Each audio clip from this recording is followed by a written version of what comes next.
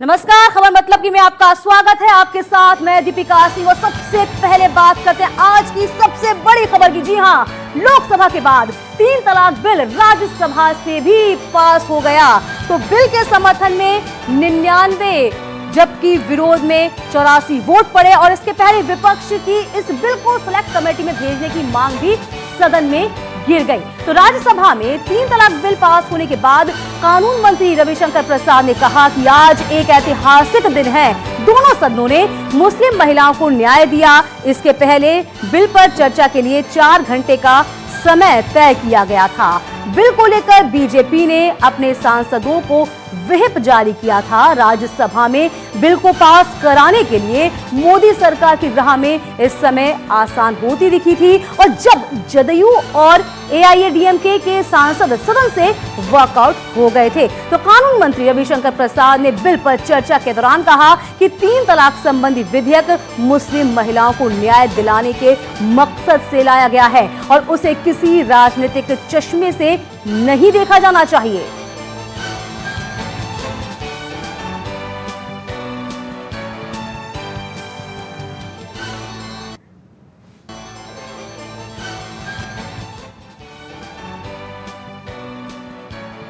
एक पुरातन और मध्यकालीन प्रथा आखिरकार इतिहास के कूड़ेदान तक ही सीमित हो गई। तो संसद ने 3 तलाक को खत्म कर दिया और मुस्लिम महिलाओं के साथ किया गया एक ऐतिहासिक गलत कार्य को दुरुस्त किया गया है। ये लैंगिक न्याय की जीत है और इससे समाज में समानता आएगी। आज भारत खुशियां मना रहा है। तो पीएम नरेंद्र मोदी ने ट्वीट किया और ये तमाम बातें कही कि मुस्लिम महिलाओं के साथ इतिहास में गलत किया गया था, उसको आज सुधार हुआ। यानी कुल मिलाकर देखा जाए आज का दिन बेहद बड़ा है, ऐतिहासिक है।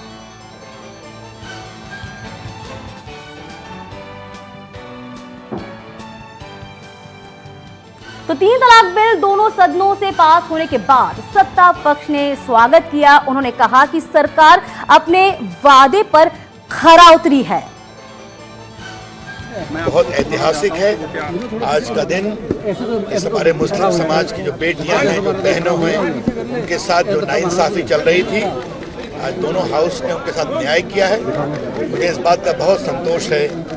ये एक बदलते भारत की शुरुआत है और मैं अभिनंदन करूंगा अपने प्रधानमंत्री नरेंद्र मोदी जी का, उन्होंने इसमें इतना लीड लिया और आज हम बदलाव कर सकते। मोदी सरकार की प्रतिबद्धता मुस्लिम महिलाओं को न्याय दिलवाने की आज फलीभूत हुई है। राज्यसभा में आज लाखों मुस्लिम बहनों को मेरी ओर से बहुत बहुत अभिनंदन है, क्योंकि ये लड़ाई का एक राजनीतिक कॉस्ट माना जाता था। कांग्रेस हो या उनके तमाम अन्य सहयोगी दल हैं, प्रदेश में सपा बसपा है, इन सब के चेहरे एक्सपोज हुए हैं। महिला सशक्तिकरण की दृष्टि से, नारी गरिमा और सम्मान की दृष्टि से 3 तलाक विधेयक का संसद में पारित होना भारत के संसदीय इतिहास का एक गौरवशाली दिन है। तो सत्ता पक्ष जहां खुश है, वहीं कांग्रेस ने बिल पास होने के बाद आरोप लगाया कि जो लोग सदन में बिल का विरोध करते थे, वो लोग वोटिंग के दौरान सदन से बाहर चले गए। डिबेट के दौरान ये ऐलान किया कि हम इस बिल का विरोध करेंगे और इसके वोट इसके खिलाफ करेंगे। जब वोट का टाइम आया तो वो सदन में दिखे ही नहीं। जब वोटिंग में हम हिस्सा नहीं लिए तो उसका मतलब क्या है कि हम पक्ष में नहीं है, सिंपल उसमें ही है।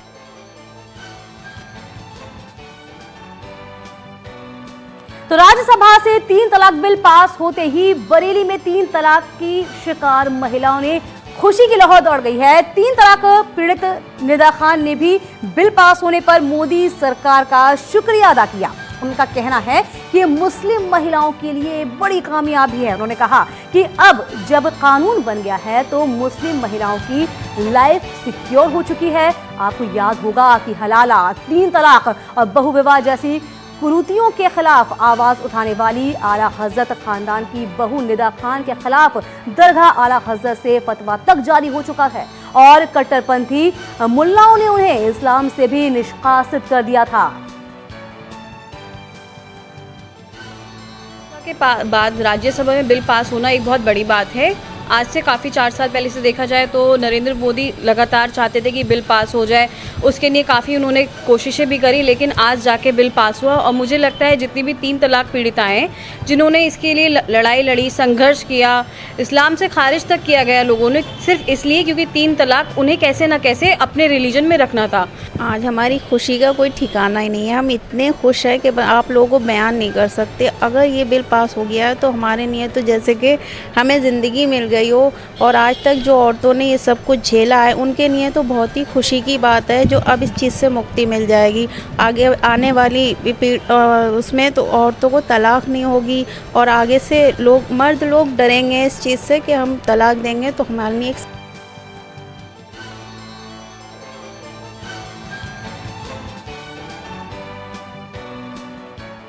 तो ग्राफिक के जरिए हम आपको समझा रहे हैं किस तरीके से जो महिला हैं उन्होंने खुशी जाहिर की। राज्यसभा में 3 तलाक बिल पास हुआ। 3 तलाक आखिरकार तलाक क्यों, ये तमाम बातें हम समझा रहे हैं आपको। बिल के पक्ष में आज 99 वोट सदन में पड़े थे, और इसी के साथ बिल के विरोध की बात की जाए तो 84 वोट पड़े थे। वहीं वोटिंग में 4 कांग्रेस सांसद नदारद रहे, और तभी से मान लिया गया था कि कहीं ना कहीं अब ये बिल पास हो जाएगा। पर्चियों के जरिए सांसदों ने वोटिंग की।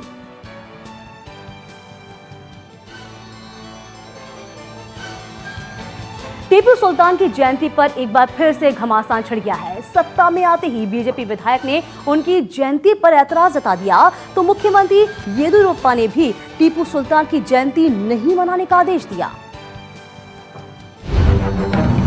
बहुत उड़ी मार के कांग्रेस छोड़ के बीजेपी के गए ना, उनको पूछा आपने।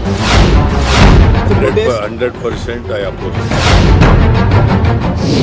बनते ही सरकार, येदियुरप्पा का वार, सुल्तान पर प्रहार, जयंती नहीं मनाई जाएगी इस बार। ये कोई पहली बार नहीं हो रहा है। हर बार बीजेपी ने टीपू सुल्तान की जयंती मनाए जाने का विरोध किया है। चूंकि इस बार सरकार में है, इसलिए विरोध के बजाय फैसला लिया है, जिसके तहत कर्नाटक में टीपू सुल्तान जयंती मनाने पर रोक लग गई है। जी हाँ, बिल्कुल ठीक सुन रहे हैं आप। कर्नाटक में बनी बीजेपी सरकार ने टीपू सुल्तान के जयंती समारोह पर रोक लगा दी है।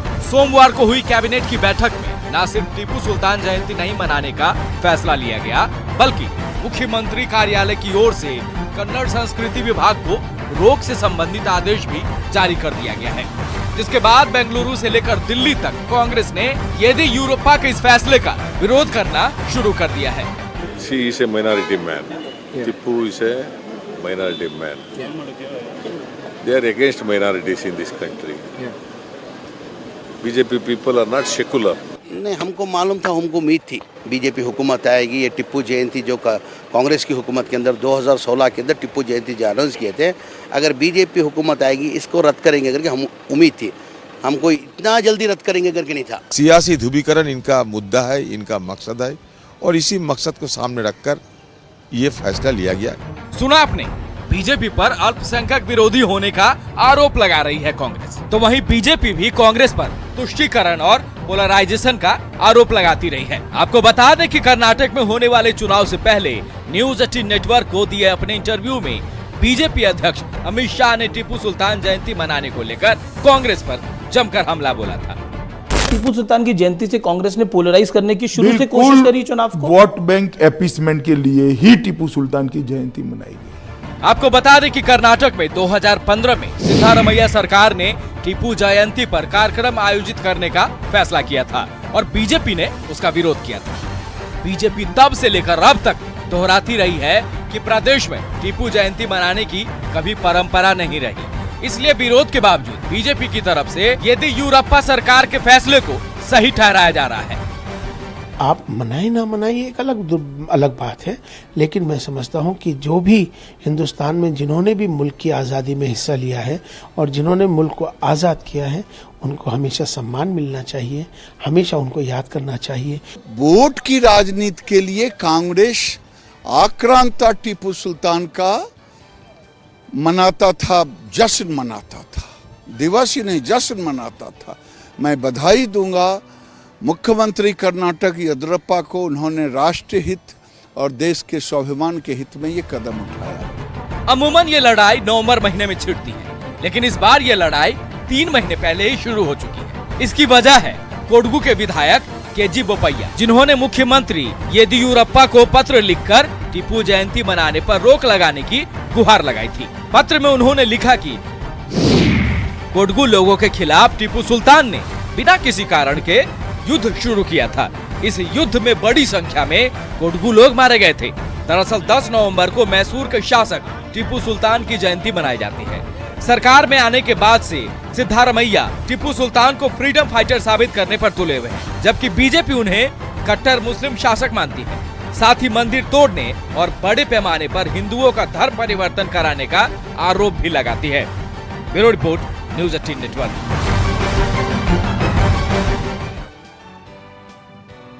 तो कुल मिलाकर सार ये कि येदियुरप्पा सरकार में टीपू जयंती नहीं मनाई जाएगी। फिलहाल वक्त छोटे से ब्रेक का, ब्रेक के बाद जल्द लौटेंगे।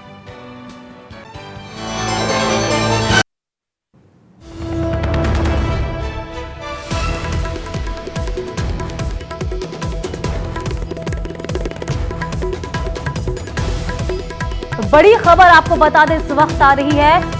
हादसे में घायल रेप पीड़िता जो है उनकी हालत स्थिर बनी हुई है। उन्नाव रेप पीड़िता का जो एक्सीडेंट हुआ था, जो कि KJMU में भर्ती है, पीड़िता का इलाज वहां जारी है। तो रेप पीड़िता की हालत में कोई सुधार नजर नहीं आ रहा है। तो बड़ी खबर हम आपको बता दें, डीएम का कहना है कि जरूरत पड़ी तो एयरलिफ्ट भी किया जाएगा पीड़िता को। तो रेप पीड़िता की स्थिति जैसी कल थी वैसी ही आज है। तो जिस तरीके से रेप पीड़िता लगातार लड़ रही थी और माना जा रहा था कि इस हादसे के बाद उनकी हालत में कोई सुधार आएगा, जैसे वापस वो खड़ी हो सके, अपनी लड़ाई को लड़ सके, लेकिन अभी जो खबर मिल रही है वो ये कि रेप पीड़िता की स्थिति में किसी तरह का कोई सुधार नजर नहीं आ रहा। और तमाम जानकारी के साथ हमारे संवाददाता राजीव सिंह इस वक्त सीधे जुड़े हुए हैं। राजीव, वाकई में बहुत दुखद है कि अभी भी स्थिति में कोई सुधार नहीं है, जानकारी आपसे चाहेंगे। देखिए दीपिका, अगर रेप पीड़िता की इस वक्त हालत की बात की जाए तो क्योंकि जो फ्रैक्चर्स है वो काफ़ी हुए हैं और ब्लीडिंग लगातार हो रही है, लंग्स में ब्लीडिंग हो रही है और यही कारण है कि उसकी हालत बेहद नाजुक बनी हुई है। वो दोनों, चाहे वो रेप पीड़िता हो या उनका वकील, दोनों लोग वेंटिलेटर पर हैं। लेकिन डॉक्टरों की माने तो उनकी जो हालत है वो स्थिर है, जैसी कल थी वैसी आज है, उसमें कोई गिरावट नहीं आई है। लेकिन जिस तरह से ये मामला हाई प्रोफाइल है और लगातार इस पर राजनीति हो रही, विपक्ष द्वारा भी सरकार पर निशाना साधा जा रहा है, इसको देखते हुए डॉक्टरों ने भी जैसा कि पहले पीड़िता के परिजनों ने ये आरोप लगाया था और खुद दिल्ली महिला आयोग की अध्यक्षा स्वाति मालीवाल ने कहा था कि पीड़िता की हालत गंभीर है, इसीलिए इनको दिल्ली के किसी निजी अस्पताल में इलाज कराना चाहिए। लेकिन KGMC के डॉक्टर ने ये कहा था कि यहाँ पर उनका इलाज कराया जा रहा है, अगर पीड़ित परिवार चाहता है तो वो कहीं भी ले जा सकता है। लेकिन इसके बावजूद सरकार के निर्देश पर KGMC के साथ ही जो अन्य, चाहे वो PGI के डॉक्टर हो या एम्स के डॉक्टर हो, KGMC के डॉक्टर लगातार उनके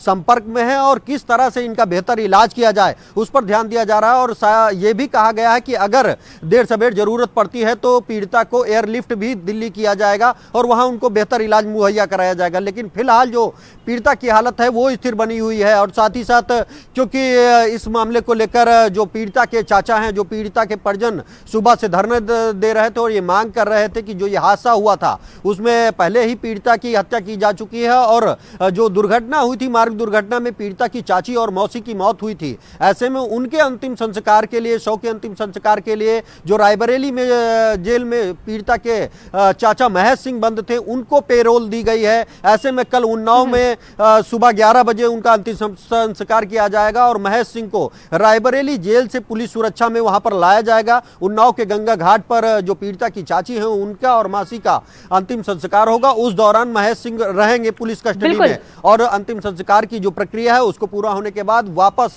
महेश सिंह को रायबरेली जेल भेजा जाएगा। राजीव, इस पूरी खबर पर नजर बनाए रखिएगा, लेकिन ये वाकई में बेहद दुखद है कि पीड़िता की हालत में कोई सुधार नजर नहीं आ रहा है। ऐसा लग रहा था कि पीड़िता वापस ठीक हो जाएंगी और हम आशा करते हैं, हम यही चाहते हैं कि पीड़िता जल्द से जल्द ठीक हो जाए। लेकिन अभी भी दुखद खबर यही मिल रही है कि पीड़िता की स्थिति में कोई सुधार नहीं है। बढ़ेंगे हम आगे, खबर मतलब की में बात करते हैं आजम खां की। तो आजम खां की जौहर यूनिवर्सिटी यूनिवर्सिटी की मुमताज सेंट्रल लाइब्रेरी में चल रही छापेमारी में 5 कर्मचारियों को गिरफ्तार कर लिया गया है। गिरफ्तार कर्मचारियों में एक महिला भी शामिल है। पुलिस कुछ किताबें जौहर यूनिवर्सिटी में से बरामद नहीं हुई। आपको बता दें, बेहद कीमती किताब थी ये, और छापेमारी मदरसा आलिया से पुरानी किताबें चोरी होने के मामले में लगातार तफ्तीश की जा रही थी और इस बीच पुलिस ने छापा मारा और तमाम को हिरासत में लिया। तो 5 कर्मचारियों को पुलिस ने अपने हिरासत में लिया है। क्योंकि ये किताबें बेहद अनमोल थी, प्राचीन थी और इनका चोरी होने का मामला सामने आया, तो आजम खां पर एक और शिकंजा हम कह सकते हैं।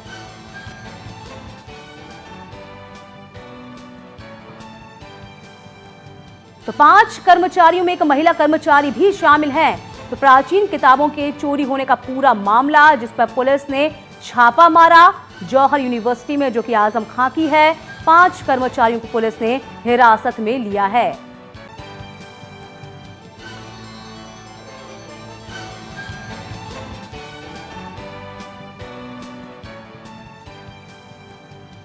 आपको बता दें, लगातार आजम खां मुसीबतों में घिरे हुए हैं। लगातार उन पर मुकदमे दर्ज हो चुके हैं। 26-27 मुकदमे पहले दर्ज है। आपको बता दें कि वो पहले से ही इस पूरी यूनिवर्सिटी को लेकर सवाल खड़े हो रहे थे कि वह अपने फायदे के लिए इस यूनिवर्सिटी का इस्तेमाल कर रहे हैं। किसानों की जमीन को उन्होंने कब्जाया।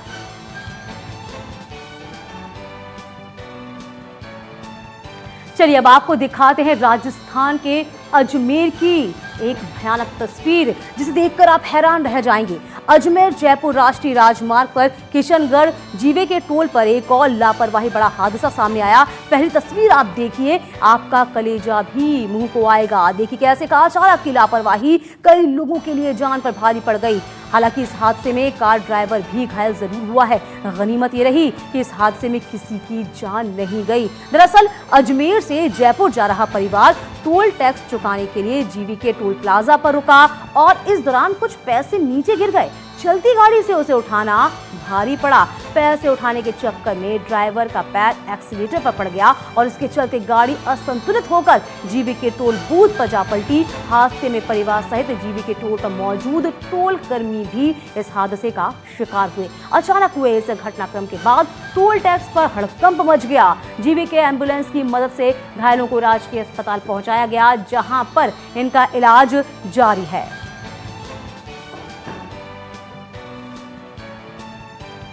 और इसी के साथ खबर मतलब कि मैं अभी के लिए बस इतना ही।